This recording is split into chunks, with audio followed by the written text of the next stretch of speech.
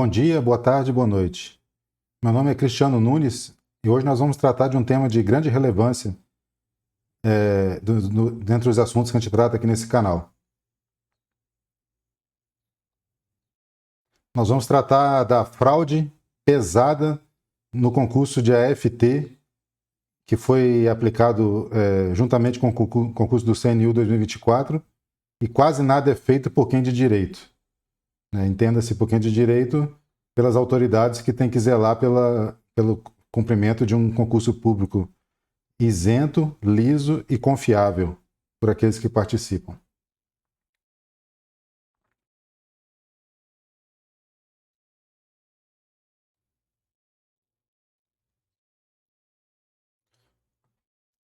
O assunto desse vídeo tem bombado no YouTube nos últimos dias, né? Só que o enfoque que nós vamos dar aqui nesse vídeo é um enfoque bastante mais detalhado do que está sendo tratado nesses outros canais. Mas vocês podem ver que já tem vários canais tratando desse assunto. Primeiro o canal daqui, por exemplo, do Hugo Freitas, com o título de que fraude no TCU, Polícia Federal indica que houve corrupção da Sesgran Rio. O canal do professor Rafael Barbosa, fraude em concurso pode ser ainda maior. Canal do professor Jonatas Jorge, afasta do CNU, fraude no concurso da AFT revelada pela PF. Fraude no concurso do CNU para FT explicada, do canal maldito FCC. Esquema de fraude em concursos públicos é desmantelado, no canal do Balanço Geral. No canal da Nova Concursos, escândalo, fraude em concursos públicos, CNU 2024. Canal do professor Arthur Lima, fraude em concurso FT, 500 mil por vaga. Anula? Fraude no CNU, ainda vem muita coisa por aí. Possível anulação do concurso. E o canal do Vitor Concursos, concurso FT, detalhes da fraude no CNU 2024. Então vocês já podem ver que tem vários canais tratando disso, né? Alguma coisa do que eu vou tratar já foi tratado nesses vídeos, em outros, né? Mas o enfoque que eu vou dar é um pouco mais, bastante mais detalhado, né? Para vocês entenderem de fato o que aconteceu na fraude que foi desmantelada pela Polícia Federal, né? Mas ainda tem muito mais coisa para ser feita ainda. Primeira coisa que nós vamos tratar aqui, como é feita uma denúncia, né? E aqui nós temos o exemplo de uma denúncia que foi feita para um outro concurso, não foi para esse, né? mas alguém fazendo uma denúncia. Esse aqui é o registro da denúncia na Polícia Federal. Na data de hoje, registro que esse policial recebeu denúncia anônima sobre a compra de gabarito de concurso da Caixa Econômica Federal, né, que também foi realizado pela Sesgran Rio, né, referente ao edital, e aí coloca o número do edital ali.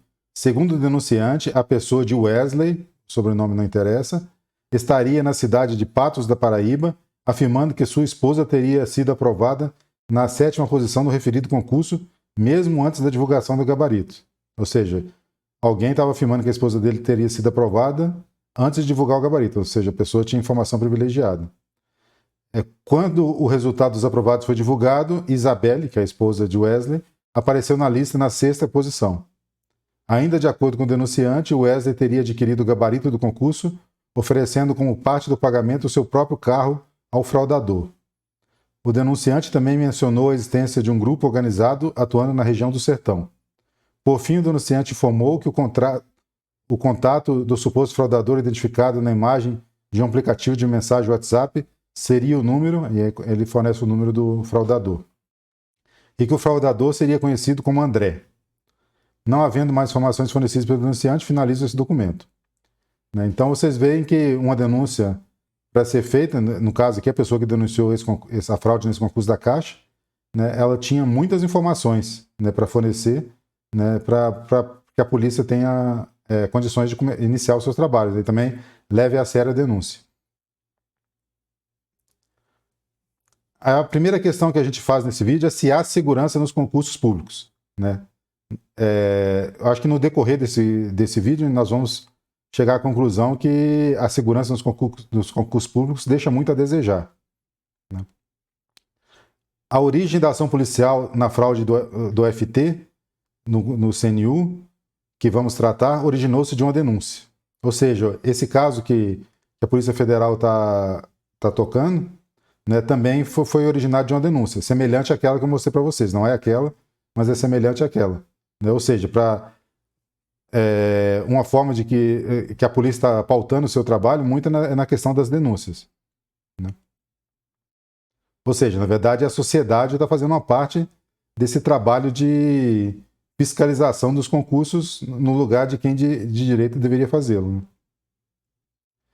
Existe o trabalho de... Aí é uma outra questão. Existe o trabalho de busca ativa ou proativa das polícias, do Ministério Público ou das bancas examinadoras quanto às fraudes em concursos? Para evitar essas fraudes? Né? É uma questão bastante relevante que fica no ar a pergunta, né? E vamos ver se a gente consegue chegar a uma conclusão junto no decorrer desse vídeo. A segurança dos concursos públicos pode continuar dependendo fundamentalmente de denúncias? Outra questão bastante relevante. Né? Essas questões, por exemplo, esse fundamento aqui é uma parte do processo, né, que está sendo tratado nesses outros vídeos e também nesse vídeo. Né? Por exemplo, aqui nós temos, por exemplo, no mesmo sentido, Bianca é casada com Igor, integrante de organização criminosa e traficante de drogas na cidade de Patos, na Paraíba. Desde já, chama-se a atenção para o fenômeno observado de grupos criminosos tentarem se infiltrar na administração pública, de modo a ter acesso a dados sensíveis. Né?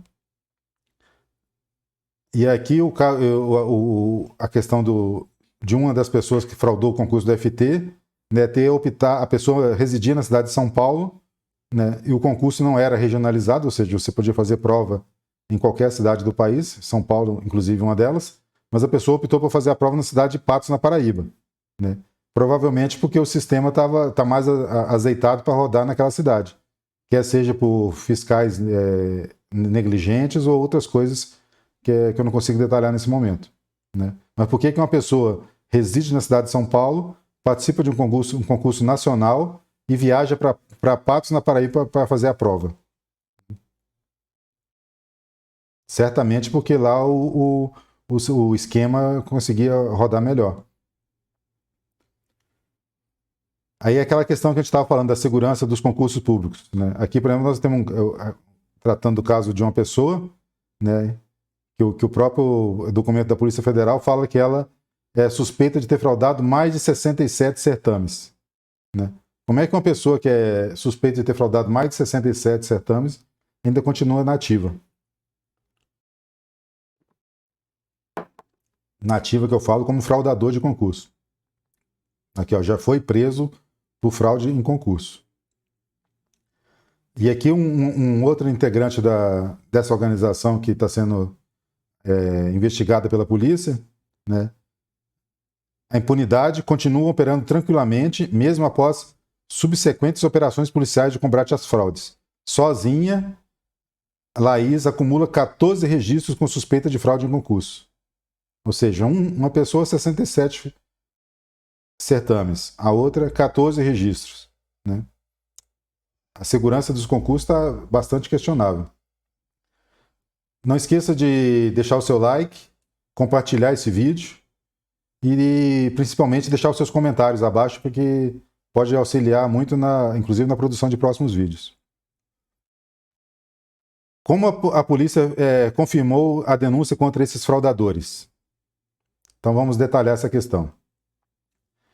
Então, primeiro, quando a polícia recebeu a denúncia, né, ela entrou em contato com a Sesgran Rio e pediu os gabaritos de todos eles. E depois ela fez uma planilha, né, onde ela tabulou as questões, né, e o gabarito dos envolvidos. Né, e com isso ela conseguiu constatar, né, muita semelhança entre o gabarito dos envolvidos. Né? Por exemplo, nesse caso aqui, essa pessoa pegou a prova tipo 2. Esses outros pegaram a prova tipo 3. Né? Mas essa letra C aqui equivale a essa letra B, né? Porque, na verdade, só troca, como teve troca de ordem das questões, ou troca conforme o tipo de gabarito da ordem das opções, né? Então, na verdade, essas 4 pessoas aqui marcaram para a questão 1 a mesma letra e acertaram a questão, né? Na verdade, a questão que elas erraram é a que está marcada em vermelha, né? Possivelmente essa outra pessoa aqui errou mais porque na hora de colar, digamos assim, o gabarito que ela tinha recebido, ela não foi tão competente, né? Mas vocês vejam aqui, por exemplo, que esse trio aqui, por exemplo, em 20 questões da prova, como eles tinham o gabarito antes, eles conseguiram acertar 19. Né? Como que uma pessoa estudando vai conseguir concorrer com um fraudador desse nível? Né? Aqui um comentário da Polícia Federal a respeito. Né? Ao analisar o gabarito, verificou-se que no turno da manhã, composto de 20 questões, que os gabaritos de Larissa, Vanderlan e Ariosvaldo, aqueles 3 que nós mostramos lá, que concorriam para o mesmo tipo de prova, tipo 3, são exatamente iguais, inclusive o erro cometido pelo trio. Inclusive essa questão que eles erraram aqui, os 3 erraram na mesma forma. Né? Ou seja, a intenção deles era gabaritar a prova. Aqui no turno da tarde, que são mais questões, são 50 questões, né? A polícia fez a mesma coisa, pegou o gabarito de todos eles e tabulou, né, e identificou aquela semelhança que nós já vimos antes. Na verdade, onde tem erro, né, que eles erraram em relação ao gabarito, é onde está marcado em vermelho. Né? O resto, todos acertaram, e aqui, apesar das letras serem diferentes, eles acertaram porque pode ser uma troca de ordem na questão, como nós vamos ver daqui a pouco, ou troca dos itens dentro da própria questão, sendo que, então, dependendo do tipo de prova, o gabarito era diferente que a pessoa tinha que marcar. E eles conseguiram alcançar isso. Aqui a polícia comparando só as pessoas que tinham o mesmo tipo de gabarito, né, e demonstrando que o gabarito deles, até os erros, né, foram marcar os mesmos erros. Né? E ainda mais nos acertos. Né? Aqui um comentário do Ministério Público. Né? Valmir e Osvaldo, ambos com a prova tipo 3, têm o gabarito exatamente idêntico, com 46 questões marcadas corretamente. Nas 4 erradas, ambos marcaram exatamente a mesma alternativa, ou seja, eles estavam com o gabarito que lhes proporcionou 46 acertos em 50 e também os 4 erros também deles eram o mesmo, ou seja, eles estavam exatamente com a mesma cola para levar para a prova. Né? 46 em 50 é 92% de aproveitamento dessa prova. Sem esquecer que a cada 10 questões a prova tinha peso diferenciado. Né? Na prova de peso da tarde, maior. Né? Só voltando aqui, por exemplo.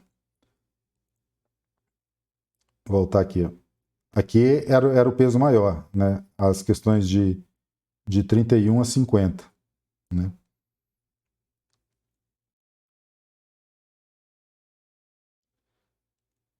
E aqui um comentário da Polícia Federal a respeito da análise desses gabaritos. Né? Assim, levando em conta a avaliação conjunta dos gabaritos, né, no turno da manhã, 20 questões, verificou-se que todas as respostas foram idênticas entre os 4, incluindo coincidências em alternativas incorretas, mesmo quando se tratava de cadernos de prova diferentes. No turno da tarde, observou-se que 48 itens foram respondidos de forma idêntica por todos. Né? E aí a polícia faz um cálculo estatístico. Né? Assumindo o modelo conservador de escolhas independentes e equiprováveis entre 5 alternativas, a probabilidade de tal padrão ocorra por acaso é da ordem de...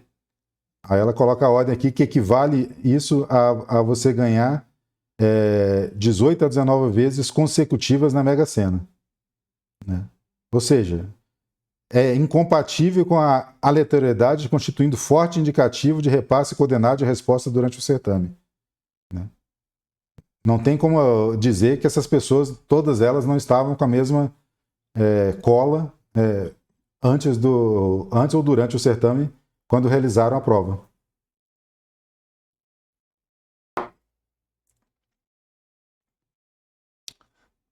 E aí, o que a polícia fez?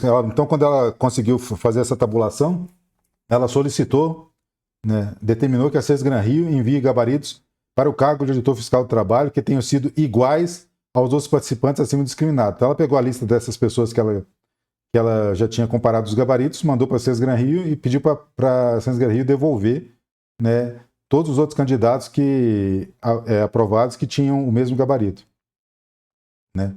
E aí aumentou um pouco a lista de pessoas que supostamente tiveram o gabarito fraudado, né? Aí aumentou aqui o Alisson, a Laísa, a Janaína, a Milane, a Ayali e o Eduardo, né? Só que aqui tem um problema nesse modus operandi da polícia, né? A polícia ter trabalhado só com gabaritos idênticos é complicado. Ou seja, que a polícia pegou os gabaritos lá, fraudados, né, que aquelas pessoas originais marcaram na prova, usou aquilo como uma baliza e pediu para a banca devolver o nome de outras pessoas que tinham os mesmos gabaritos.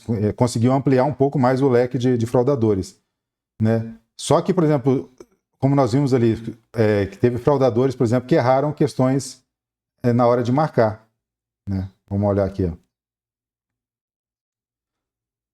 Aqui, por exemplo, né?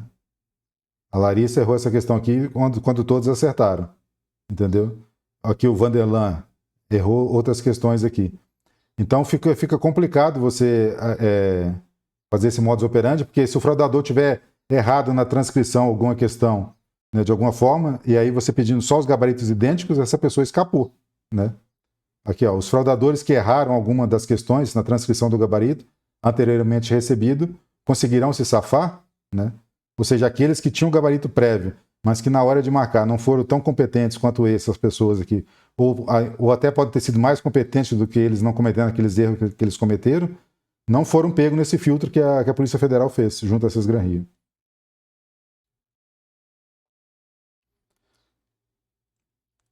Ah, tá. Aqui é uma suposição do Ministério Público de como operava, né?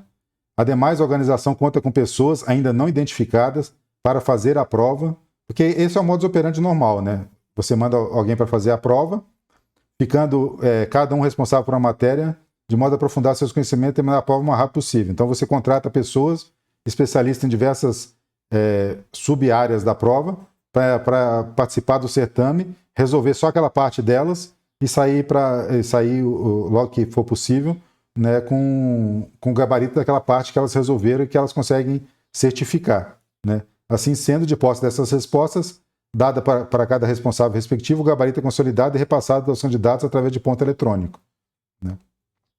Ter uma pessoa responsável por cada matéria é que garante que a aprovação do contratante seja de alto nível de acerto, com rapidez, esse especialista termina a prova. De outro lado, há ainda a compra de implementos de implementação de equipamento de escuta, algo que exige pesquisa, treino e dedicação.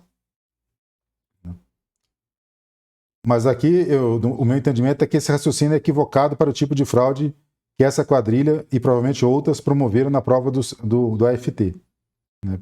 Porque, como nós vamos ver, na verdade as pessoas já chegaram na prova com gabarito. Elas não foram alimentadas com gabarito durante a prova, ou seja, elas nem tinham necessidade de ter um ponto eletrônico, né? Não esqueça de deixar o seu like se você estiver gostando do vídeo até aqui, compartilhar e deixar os seus comentários. E vamos aprofundar ainda mais nessa questão. Aspectos econômicos e financeiros da fraude. Isso é bem interessante para a gente ver a quantidade de dinheiro que estava rolando só com essa quadrilha, né? E que a polícia conseguiu identificar já de pronto, né? Então, primeira coisa, aqui aquela questão da fraude das quadrilhas está tentando inserir fraudadores em todos os ramos dos concursos públicos, né? Principalmente nos concursos policiais, né? Também se destaca que o próprio Vanderlan ofereceu a Valmir a fraude no concurso da Polícia Militar de Pernambuco, que eles estavam vendendo a aprovação nesse concurso por R$60 mil. E se a pessoa quisesse passar na Polícia Civil de Pernambuco, eles estavam vendendo a vaga por R$80 mil, né? Ou seja, é uma evidência de clara intenção de mercantilizar aprovações, né? E o CNU, né, foi uma que foi a valor maior, porque o salário do cargo de AFT é maior. Então, o preço que eles vendem a vaga é proporcional ao ganho financeiro que a pessoa vai ter depois da aprovação. Interessante aqui, ó, aí como eles quebraram o sigilo junto à COAF, né, pegaram várias transações financeiras de alto vulto. Né? Por exemplo, o Antônio, né, que é uma das pessoas que participam, ó, fez um depósito em espécie, em dinheiro, né, no valor de R$ 419.600. Então, ou seja, o Antônio, nesse dia específico aqui, 10 de fevereiro de 2025, chegou no banco dele com R$ 419.600 em dinheiro e depositou. Né? Um outro evento foi que eles foram também ao banco, né, e compraram cheques administrativos no valor de R$ 1 milhão. O que é um cheque administrativo? Cheque administrativo é um documento que vai ser emitido pelo banco, é um cheque que é emitido em nome do banco, né, um banco qualquer. Né, o banco é o emissor do cheque. Então, ou seja, se você recebe um cheque de um banco, né, você tem praticamente certeza que aquele cheque tem fundo. Então, as pessoas, você vai, por exemplo, aqui o cheque administrativo é de R$ 1 milhão, você vai no banco com R$ 1 milhão e mais alguma taxa que o banco cobra, né, e o banco ganha aquela taxa como lucro, né, digamos assim, e te repassa um cheque de R$ 1 milhão. Então, eles foram ao banco com mais de R$ 1 milhão e saíram de lá com um cheque administrativo de R$ 1 milhão. Né? Também aqui, ó, transação de R$ 350 mil num depósito em espécie no banco, também foram ao banco com R$ 350 mil. Né? Ou seja, são grandes somas de dinheiro, né, demonstrando que esse mercado de fraude de concurso está altamente rentável. Né? Movimentação de grandes volumes de dinheiro, né, que a polícia identificou entre os participantes desse grupo que ela está investigando. Né? Por exemplo, R$ 26.300, né, repassados entre essas duas pessoas. Aqui é uma outra movimentação, né, que quando eles quebraram o sigilo do telefone, conseguiram verificar um comprovante de depósito, né, uma pessoa comprovando para outra que fez o depósito na conta dela, né, pagando alguma parte do que tinha sido combinado na fraude, um depósito de R$ 24 mil. Aqui temos um outro depósito de R$ 31 mil, também está numa conversa de WhatsApp, demonstrando que o valor total de R$ 40 mil combinado foi fechado. Aqui um depósito de R$ 50 mil. Aqui um outro depósito de R$ 40 mil. Né? São só valores consideráveis de dinheiro. Né? Uma outra forma também que a quadrilha utilizava para lavar o dinheiro, né? E também até para receber como forma de pagamento, é a questão de veículos. Eles aceitavam receber veículos como parte do pagamento. Por exemplo, aqui nós temos o documento de uma moto Honda, né, uma CB, né, estimada no valor de acho que 58 mil. Aqui um outro veículo, um Honda Civic Coupé, né, que também foi dado como parte do pagamento. Esse nós temos até a foto dele. Né? Esse é o carro que foi dado como parte do pagamento. Aqui acho que é a mesma Honda CB que nós vimos ali anteriormente. Né? Aqui mais documentos de carro, não dá para identificar direito do que se trata, mas é a pessoa mandando comprovante. Mais um veículo. Todos a polícia conseguiu obter nas conversas de WhatsApp. Aqui um Fox, também que foi dado como parte de pagamento. Né? Aqui mais um veículo. E até imóvel foi transacionado. Né? A polícia conseguiu obter, por exemplo, essa questão desse apartamento. Né? Lá na Praia de Pipa. Né? Que também possivelmente entrou como forma de pagamento.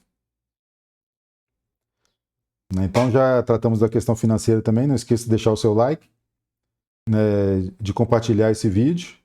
E ainda nós vamos aprofundar mais ainda. E deixar o seu comentário. Funcionamento dessa fraude no concurso do FT. Como é que funcionava a fraude? Nesse caso específico, pelo menos. Eventualmente, provavelmente, deve ter tido outro tipo de fraude, que ainda não foram relatadas. né? Então, aqui, primeiro, é uma demonstração que a quadrilha tinha muita segurança, né, de que o sistema ia dar certo, né? Por exemplo, tanto é que a pessoa se ofereceu para adiantar para o fraudador uma parte do pagamento que tinha sido combinado e o fraudador não quis receber. Ele falou, cara, nunca reprovou, não. Tenho certeza de que vai dar certo. Eu não quero dinheiro adiantado. Ou seja, nesse caso aqui, aparentemente foi combinado 80 mil reais e ele queria receber só depois que o esquema tivesse finalizado. Ele tinha certeza que ia dar certo, ele queria receber tudo de uma vez. E aqui, eles conversando entre eles lá, né? Possivelmente a pessoa que estava vendendo a prova e alguém que estava comprando. Né? E ele argumentando, ó, que não foquei em outro bloco, não. Apesar de que se tivesse uma galera, dava até para fazer negócio com outra prova. Ou seja, que ele está dizendo que ele focou só no bloco 4, só no bloco do AFT. Né? Ele não foi atrás de quebrar, de obter os gabaritos de outras provas. Por quê? Porque os salários eram menores e ele ia cobrar menos para cada vaga que ele ia transacionar. Aí ele argumenta que esse custo de 500 mil reais que ele fala aqui, é porque ele tem que corromper o vigilante, tem que corromper o chefe do vigilante, e é um rolo desativar as câmeras. Né?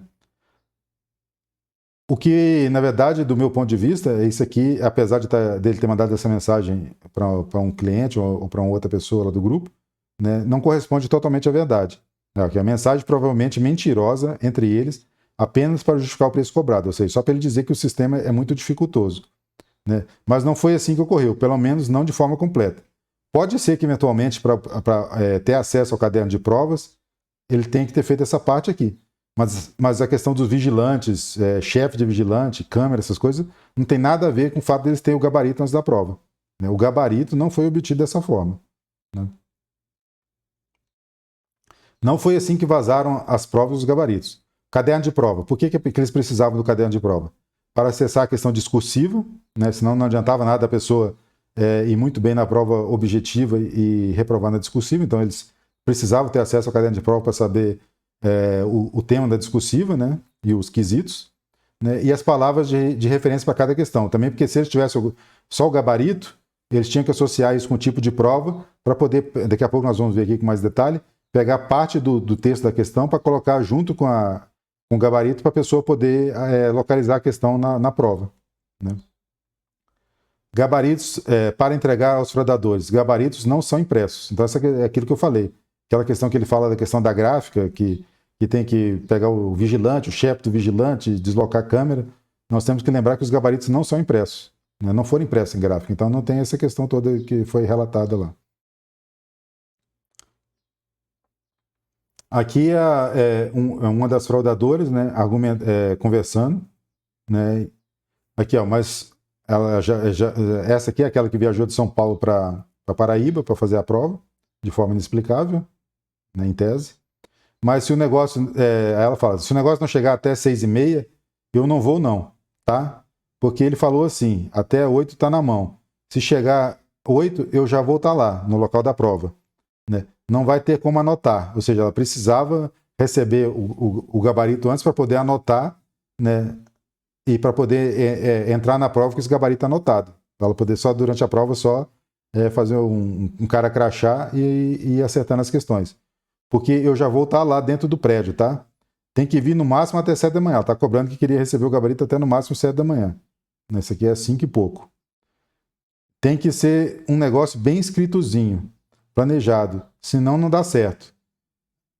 Aí você manda mensagem para o Vanderlan, senão não vou nem sair daqui. Então ela está falando que ela estava no local, mas que se não recebesse com uma certa antecedência o gabarito, isso aqui já no dia da prova, ela nem ia fazer a prova, né, porque não ia conseguir botar o sistema em operação. E aqui ela recebendo o texto da discursiva, né? Então, ou seja, os fraudadores tiveram acesso ao caderno de provas, né? Algum deles em algum lugar faz um comentário que resolveu a questão utilizando uma inteligência artificial. Então ele pegou o texto da discursiva, o cabeçalho da discussível mais os quesitos, jogou numa inteligência artificial e pediu um retorno de um texto que pudesse ser utilizado num concurso público, e a IA devolveu para ele o texto e ele mandou para a pessoa o texto da questão, né? No dia da prova, né? Por isso que ela tirou uma nota baixa na discussível, porque ela recebeu o texto da discussível só no dia da prova, né? E o texto que ela recebeu é relativamente longo, então ela não teve condições de entrar com o texto todo, não dá, teria que, eu não sei como é que ela fez, né? Mas em tese tem que memorizar pelo menos boa parte do texto para transcrever na hora lá.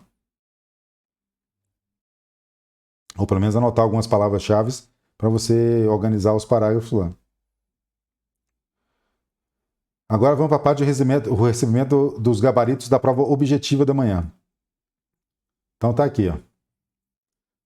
Agora nós vamos fazer um trabalho de... Eu até vou anotar aqui, peço que vocês anotem o que quiser, ou então só acompanhem, né, para vocês terem uma noção como é que eles trabalharam. Então aqui, ó, eu vou pegar só essas primeiras 4 questões aqui, por exemplo. Questão 1, 2, 3 e 4. Então a questão 1, né, B, segregação.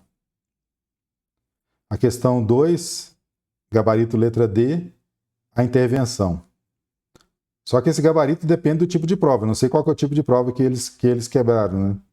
Questão 3, gabarito E, margem. A questão 4, letra B, de coalizão. Então, eles tinham essas 4 informações, por exemplo, essas 4 questões quebradas o sigilo. E como é que eles fizeram, então? Aí agora que nós vamos trocar aqui. Então, aqui nós vamos para o caderno de prova. Caderno de prova tipo 1, bloco 4 pela manhã. Então, vamos procurar tentar resolver com aquela informação que eu pedi para vocês anotarem. Então, a questão 1, vamos ver as opções. Tá muito, só diminuir um pouquinho aqui. Então, aqui estão todas as opções da questão 1. Aí o gabarito, ele lá falava, deixa eu ver aqui, ó. O trabalho, poder judiciário, partido político, extensão, segregação. Ó, tem um que é segregação. Então, é aqui, ó. Então, a questão 1, apesar de lá no gabarito dado por eles era a letra B, nesse tipo de prova, a questão 1 é letra E. Vamos para a questão 2. Questão 2, ó, tem aqui, ó, a intervenção. Lá no gabarito que eles forneceram era a letra D. Mas aqui, como foi alterada a ordem dos itens nesse tipo de prova, se a pessoa pegou esse tipo de prova, tinha que marcar a letra A. Então, questão 1, E. Questão 2, A.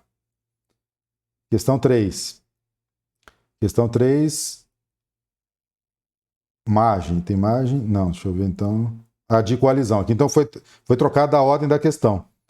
Essa aqui é a questão 4 lá no gabarito deles, mas nessa prova aqui é a questão 3, que é aqui, ó, de coalizão. Então aqui você tem que marcar a letra E. Agora eu tenho que procurar esse negócio de margem aqui, que era a questão 3 lá no gabarito deles. Não é a questão 4. É a questão 5, tá aqui, ó, margem. Então a questão 5, gabarito, letra C. Então, aqui as 4 questões nós resolvemos. 1, letra E, 2, letra A, 3, letra E, 5, letra C. Vamos conferir aqui no gabarito. Gabarito da hora da manhã, da prova tipo 1. 1, letra E, igual nós marcamos. 2, letra A, do jeito que a gente fez. 3, letra E, do jeito que a gente fez. E 5, letra C. Então aqui, só com aquelas 4 questões, você teria acertado as 4 questões aqui, conforme o gabarito fornecido pela banca.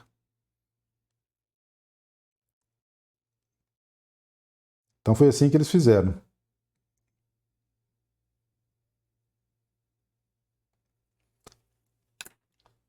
Então aqui, então como que eles receberam? Eles receberam depois das 7 horas, né, foram recebendo por partes, ó. Questão 16, a 17, a 18, eles tinham que então dar um jeito de anotar o número da questão. Esse gabarito aqui, eles poderiam anotar que se por acaso eles tivessem sorte na hora da prova, pegar a prova que tinha a resposta correta na ordem que eles receberam, ou seja, o tipo de prova que eles receberam da quebra fosse o mesmo tipo de prova que eles receberam na sala, aí era só copiar direto aqui, eles não precisavam nem ficar procurando como a gente ficou procurando lá as alternativas. Né? Aqui as outras questões que eles receberam.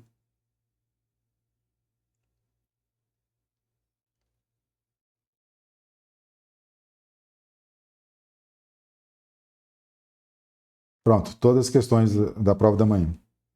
Prova da tarde, o mesmo sistema. Né? Então vamos também resolver a prova da tarde aqui, um pedaço dela, utilizando o mesmo método que nós utilizamos aqui, que foi o método que eles utilizaram lá. Então, questão 1, letra E, negação. Questão 2, letra C, de segurança. Questão 3, letra A, identificação. Questão 4, letra B, estabelecer. Certo? Vamos fazer só 4 questões, só para a gente demonstrar. Então, agora nós vamos para a prova. Então, a prova da tarde. Prova bloco 4, tarde, gabarito tipo 1. Então, primeira questão. Ó, aqui a deles, ó, que a resposta está aqui, ó, de segurança. Então, aqui lá no gabarito deles era a questão 2. Aqui na prova real é a questão 1 de segurança, lá era a letra C, mas aqui a gente vai marcar a letra E, que é a de segurança. 2. Deixa eu ver aqui. Identificação. A 2 era a 3 lá no gabarito que eles forneceram antes. Então, aqui é a questão 2. Identificação, letra B. Para a próxima. Negação. Negação lá era a questão 1. Aqui é a questão 3. E a gente vai marcar a letra A. Negação. Está aqui, ó.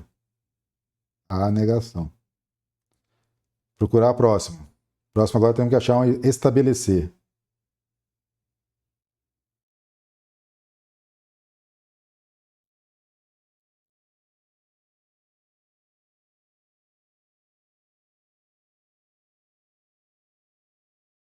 Estabelecer aqui é a questão 6. A 4 lá, nessa prova deles aqui, é a questão 6. 6, estabelecer. Está aqui, ó.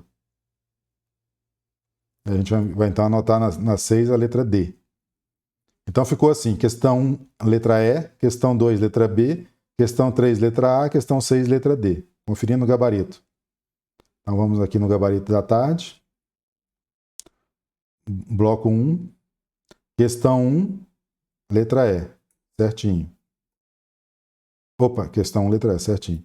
Questão 2, letra B, certinho também. Questão 3, letra A. Então o gabarito que eles forneceram estava errado.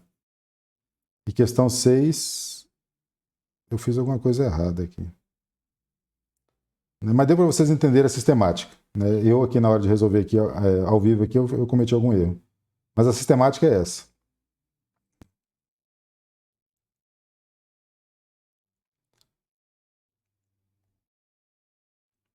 Então eles recebiam as questões com o gabarito do tipo de prova que a pessoa quebrou o sigilo e uma palavra-chave para ele localizar na prova caso o gabarito dele não fosse o mesmo, né? Como ocorreu com a gente.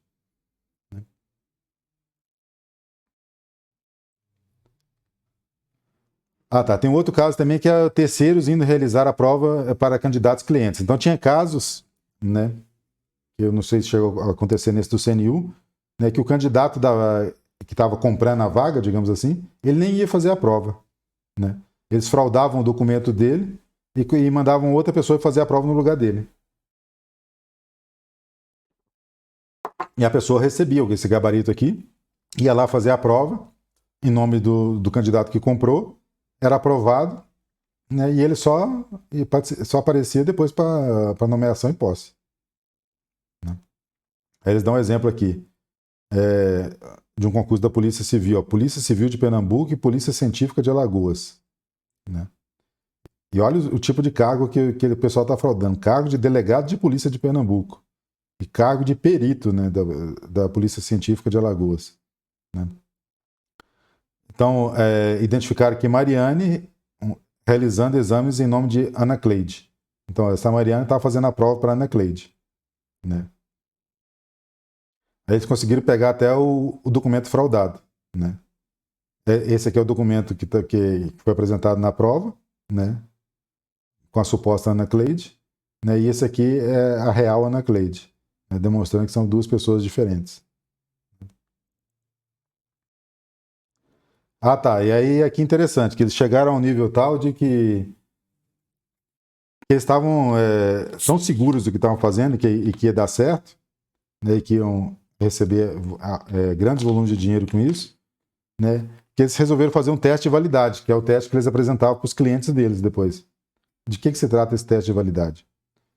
Aí a polícia identificou aqui, foi o Ministério Público, que Vanderlan e Luiz realizaram a prova somente para mostrar aos seus clientes, compradores dos gabaritos, que a fraude era possível. Ou seja, o que eles faziam? Eles participavam de vários concursos que eles estavam fraudando, né? Só para serem aprovados, o nome deles aparecer no Diário Oficial, né? E com isso, depois, quando eles iam procurar novos clientes para participar do esquema, eles tinham como demonstrar que o sistema funcionava. Eles mostravam com o próprio nome deles. Olha aqui, eu fiz a prova, fui lá, fraudei e fui aprovado, né? Só não fui nomeado, não tomei posse porque eu não quis. Entendeu? Eles tinham várias aprovações para mostrar para os clientes deles.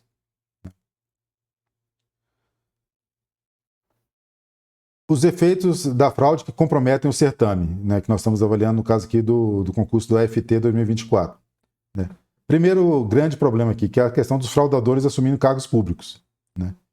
Você tem que, imagine, por exemplo, a rigidez moral desse novo servidor. Então, a pessoa que comprou, né, aquela vaga, né, que não tinha capacidade de ser aprovado nesse certame, né, aí muitos deles agora vão se tornar auditores fiscais do trabalho. Depois essas pessoas vão fiscalizar as empresas, né, tentando proteger os trabalhadores dessas empresas, né, para terem melhores condições de trabalho. Né. Essas pessoas, por exemplo, são possivelmente facilmente corruptíveis. Né. Se elas comprarem a prova para entrar no concurso, não custa nada também elas agora quererem receber mais dinheiro, né, participando de um conluio com as empresas para não fazer a fiscalização do jeito adequado. Né. E até a questão de competência para fazer essa própria fiscalização desses servidores é questionável. Né. Ou seja, é extremamente complicado você ter um servidor, né, num cargo tão nobre, digamos assim, né, que a pessoa entrou lá sem o mérito de ter sido aprovado de forma lícita no concurso. E isso também tem a questão das pessoas que não fraudaram o concurso. Né? Muitas pessoas estudaram para o concurso, né, mas como nós vimos ali as notas, essas pessoas com essa fraude obtiveram notas altíssimas, né? Acertando 19 em 20 na prova da manhã, acertando 46 em 50 na prova da tarde. Né? Isso causa, ou seja, essas pessoas puxaram muito a nota de corte, né, do grupo de aprovados. Né? E do meu ponto de vista, essa fraude não se resume a esses nomes que nós elencamos aqui nessa apresentação. Né? Tem muito mais pessoas envolvidas. Né? E com muito mais pessoas envolvidas, a nota de corte foi puxada muito para cima, né? E eliminando muitas pessoas que deveriam ter sido aprovadas nesse concurso e terem participado das fases do concurso, né? Como correção de discursivas, como curso de formação e etc. Né? E aí fica a pergunta, o governo vai mesmo levar isso adiante dessa forma? Né? Para um concurso chave desse, um concurso de um cargo de alto nível, o governo vai realmente entubar esses fraudadores como novos servidores públicos? Não esqueça de curtir, né? Estamos chegando perto do final do vídeo, compartilhar se você gostou da abordagem que eu dei sobre o tema, né? E principalmente deixar o seu comentário ao final. Né? Aqui só uma chamada para que a questão, o detalhamento e a ponderação a respeito da fraude do concurso público para o cargo de FT irá continuar em próximos vídeos. Não percam, ou seja, eu vou gravar novos vídeos tratando da mesma fraude no concurso, né, sobre outros aspectos que não foram abordados nesse vídeo, mas que também são fundamentais para quem quer se inteirar do tema. Forte abraço a todos, não deixe de curtir, não deixe de compartilhar o vídeo e principalmente de comentar abaixo. Um abraço.